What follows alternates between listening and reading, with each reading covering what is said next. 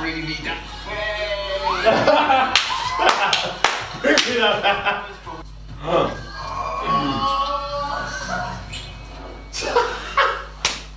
Hi was because you might be keep but you just not my type. Next. You touch. We're waiting on.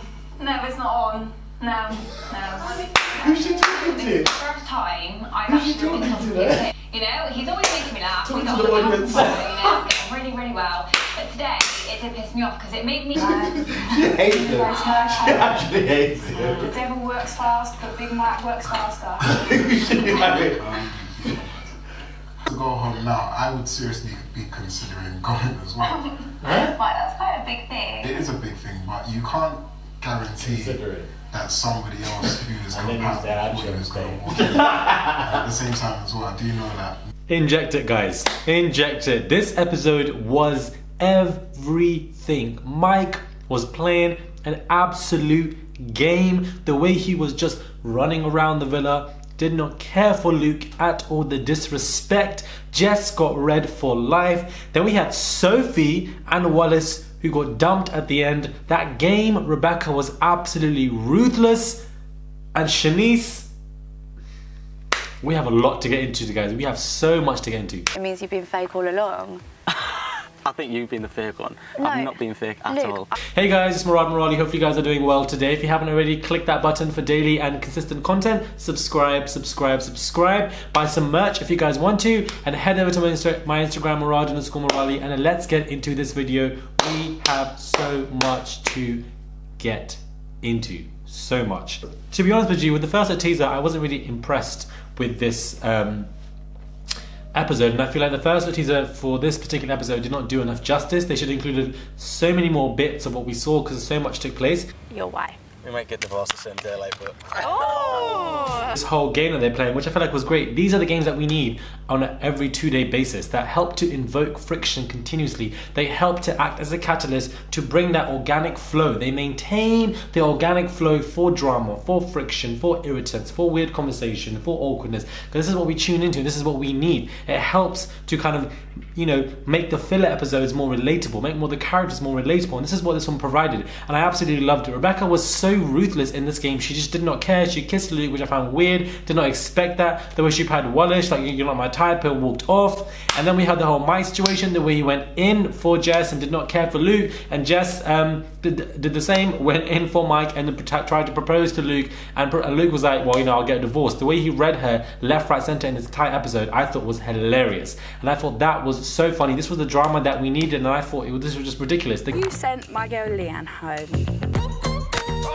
Game was perfection. I'm glad that they did it. Sophie saying, you know, or you know, I'll propose to you or whatever because you're 5'4". Naz is not 5'4", so I don't understand where that came from, and I don't know why his height is being continuously regurgitated every single other ep, or at least every week it has been. I don't know why it's continued to be a main topic of discussion, because it really should not. That in itself I do find to be quite frivolous and annoying, but nevertheless, this was a beautiful game. Hats off to the producers. This task is what we needed. I was quite irritated that we were not going to get Casamore tonight. We're getting it tomorrow, but at the same time, this episode provided us with what we needed, I feel like, with continuous regurgitation of drama.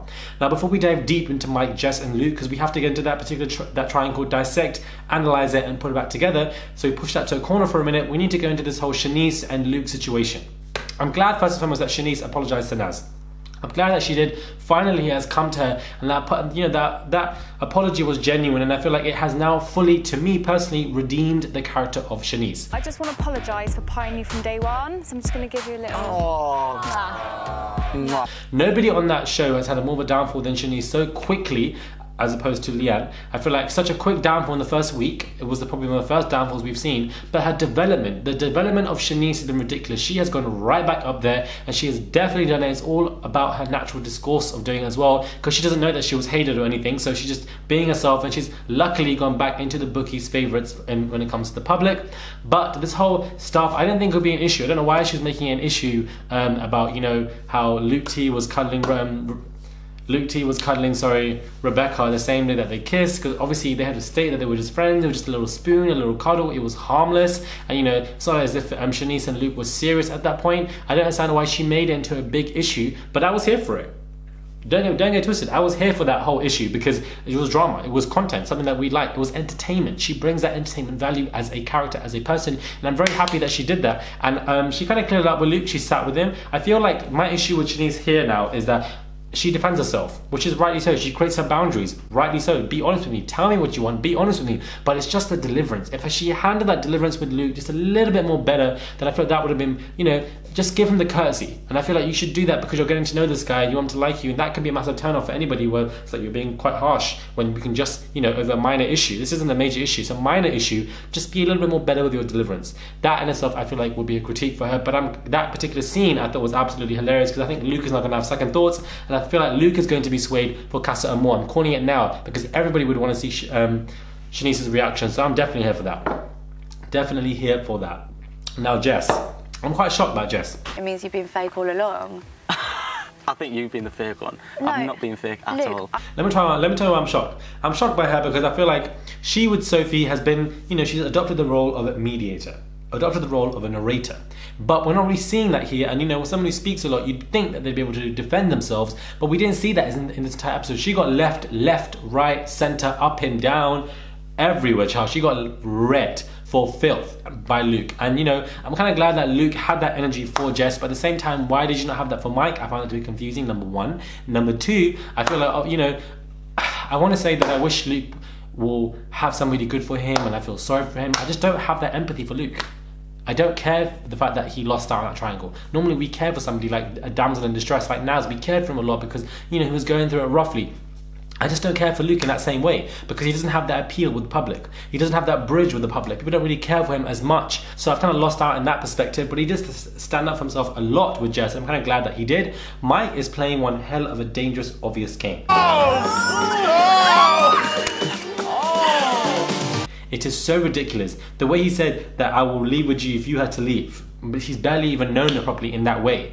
And I'm sure that this now, and the more Mike acts like a fool, the more we understand where Leanna's coming from. And the fact that, you know, he's just like, relax, you're so obsessed with me, go away, what are you doing? Why are you so OTT? And the fact that he's playing OTT over the top on purpose, he's playing his game. He wants a secure girl to stay in that competition.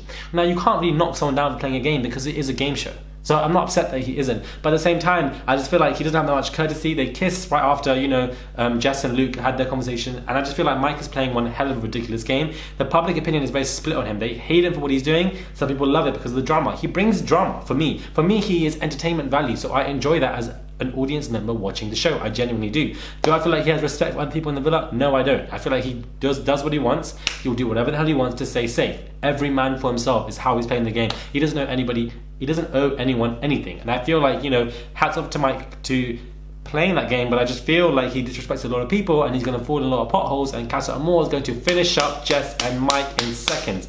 Absolute seconds. We're just friends, but you're not. Well, no, because I'm about to You're just explain. leading kind of two people on. Now Shauna can read. She can really read, and she was reading Mike, saying that he's bigger than the devil, saying that this is his girlfriend today, and we're gonna see how this all plays out for Casa Amor. We're just gonna see how it all plays out. Most definitely. Sophie and Wallace got dumped. Wallace has been there for 72 hours. Really and truly, I would be upset for people who've only been there for a small amount of time. They deserve more chances. But Wallace's personality, as I said to you, is very, very stale. It just stinks. It's just dry. I'm kind of over it. He wasn't adding anything content value for me, so I don't really care, to be honest, and I just feel like, okay, bye. Sophie, I didn't really expect that because the producers have really wanted to get her on the show. Yeah. Go get your man. But anyway, guys, love you all so much. Left final hugs. So I didn't expect her to go so quickly, but to be honest with you, with Connor out of the picture, she had nobody else that was invested in her as much, and she wasn't really gearing for herself. So at the end of the day, the game is the game. You were out, and to be honest with you, a lot of people were you know, giving a lot of stick for Naz and Demi, I'm seeing online, because they obviously saved Mike over Sophie, and Sophie and Naz are best friends. But at the same time, Demi did make a good point. It's not Friend Island. So why would you pick a friend over Mike, who has a potential with Jess, number one? Number two, Sophie tried to manipulate Naz to stay in the competition. So at the same time, if that's your best friend, why they're acting like that? Surely she shouldn't do that. So I feel like she kind of got her comeuppance when it came to this a whole situation, and I just feel like Sophie's time ended in the villa. Like, I just feel like she played a stirrer kind of role, but like her worth in the villa has ended now. You too. We tried. All right.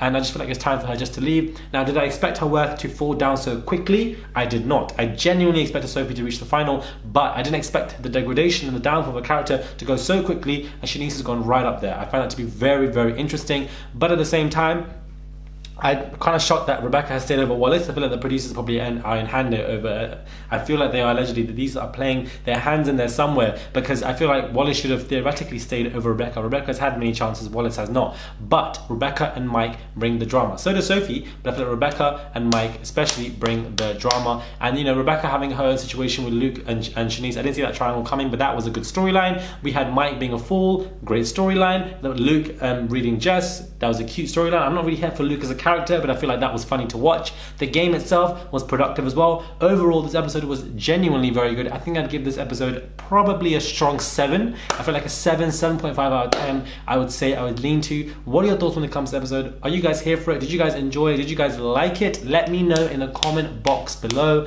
Let me know in the comment box below. I feel like all of these people were absolutely hilarious. It was funny. The game was ridiculous. And I just feel like pieing really. The way Naz pied Shanice as well was just everything. That sauce, that was everything. That was what we needed. TV gold. Okay, let me relax. Maybe TV copper, not TV gold. But at the same time, I feel like it was funny to watch. Let me know your thoughts are when it comes to this video. Buy some merch if you guys want to. Subscribe to my channel. Click that button. Subscribe for daily, consistent content. Head over to my Instagram, please, Murad_Morali. And I'll catch you guys soon for another video.